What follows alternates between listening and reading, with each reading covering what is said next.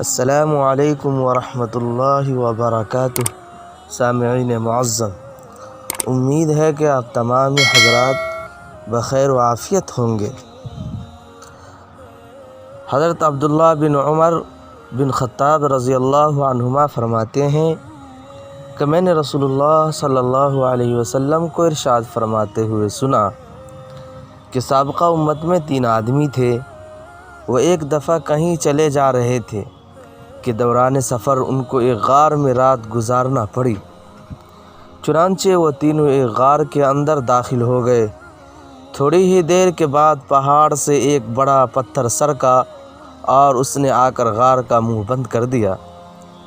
سب کہنے لگے کہ اس پتھر سے نجات اور خلاصی کی یہی صورت ہے کہ ہر آدمی اپنے نیک اعمال کا اللہ کے سامنے وسیلہ پیش کر کے دعا کرے۔ چنانچہ ان میں سے ایک آدمی نے یوں دعا شروع کی کہ اللہ، میرے بوڑھے ماں باپ تھے، میں ان سے پہلے اپنے بچوں کو دودھ نہیں پلاتا تھا۔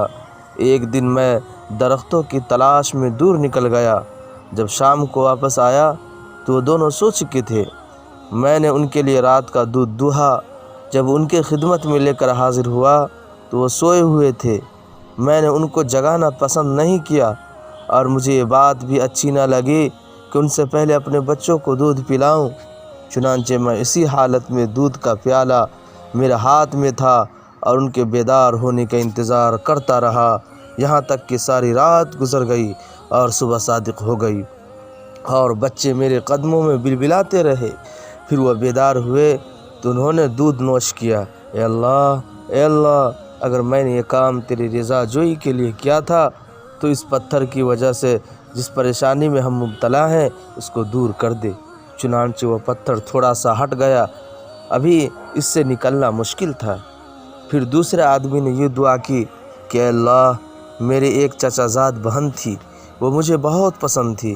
ایک روایت میں یہ الفاظ ہے کہ میں اس سے اس قدر محبت کرتا تھا جس قدر کوئی مرد عورت سے محبت کرتا ہو، بلکہ اس سے بھی زیادہ۔ ایک دن میں نے اس سے برائی کا ارادہ کیا تو وہ نہ مانی، حتیٰ کہ وہ قحط میں مبتلا ہوئی تو میرے پاس آئی۔ میں نے اس کو 120 دینار اس شرط پر دیے کہ وہ مجھے برائی کا موقع دے گی۔ وہ تیار ہو گئی، یہاں تک کہ جب میں نے اس پر قابو پا لیا۔ ایک دوسری روایت میں ہے کہ جب میں اس کی 2 ٹانگوں کے درمیان یعنی مباشرت کے لیے بیٹھ گیا تو وہ کہنے لگی خدا سے ڈرو، جائز طریقہ ہی سے پردہ بکار زائل کرو۔ پس میں اس سے دور ہو گیا، حالانکہ وہ مجھے بہت زیادہ محبوب تھی اور جو سونا میں نے اس کو دیا تھا وہ واپس بھی نہیں لیا۔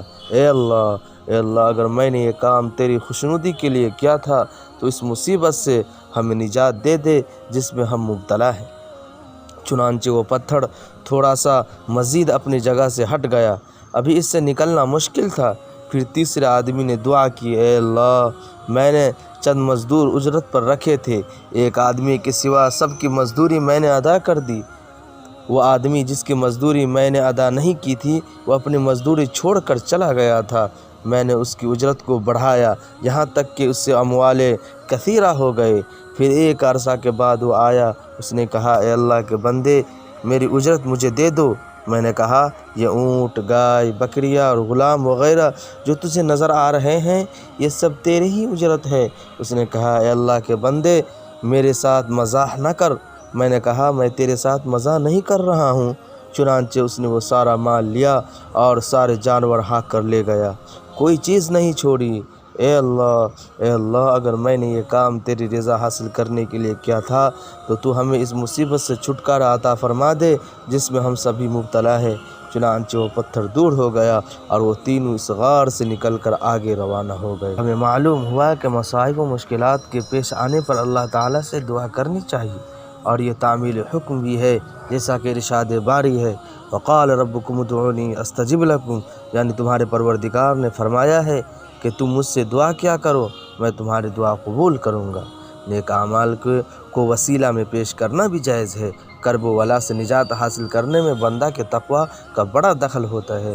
جیسا کہ فرمایا گیا ہے وَمَن يَتَّقِ اللَّهَ يَجْعَلْ لَهُ مَخْرَجًا، یعنی جو شخص تقوی اختیار کرتا ہے، اللہ تعالیٰ سے ڈرتا ہے، اللہ تعالیٰ مصائب سے نکلنے کی کوئی نہ کوئی راہ نکال دیتے ہیں۔ ان تمام احادیث سے ہمیں سبق حاصل کرنی چاہیے، اور ان واقعہ کو سن کر ہمیں غور و فکر کرنے کی ضرورت ہے کہ ہم بھی کچھ ایسے اعمال جمع کریں جو مصائب اور مشکلات میں ہمیں بھی کام آئے۔ اللہ تعالیٰ کہنے سننے سے زیادہ عمل کی توفیق عطا فرمائے، آمین۔ وآخر دعوانا الحمدللہ رب العالمین۔